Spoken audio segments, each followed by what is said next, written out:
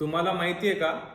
Germany, Japan, England या देशाचा GDP भारतापेक्षा कमी आहे. तरी पण ते डेव्हलप कंट्री आहेत आणि भारताचा जीडीपी त्यांच्यापेक्षा जास्त असून भारत डेव्हलपिंग कंट्री आहे. तर का? पहिली गोष्ट, भारताची पॉप्युलेशन खूप जास्त आहे. त्याच्यामुळे भारताचा पर कॅपिटा इन्कम खूप कमी आहे. दुसरी गोष्ट, भारतामध्ये इनइक्वॅलिटी आणि गरिबी खूप जास्त आहे. 10% लोकांकडे जवळपास 70 ते 80% संपत्ती आहे. त्या देशामध्ये टेक्नॉलॉजी खूप ऍडव्हान्स आहे. त्याच्यामुळे त्यांची प्रोडक्टिव्हिटी जास्त आहे. आपली टेक्नॉलॉजी तेवढी ऍडव्हान्स नाहीये, त्याच्यामुळे आपली प्रोडक्टिव्हिटी तेवढी नाहीये. त्या देशांचा ओव्हरऑल इन्फ्रास्ट्रक्चर खूप चांगला आहे.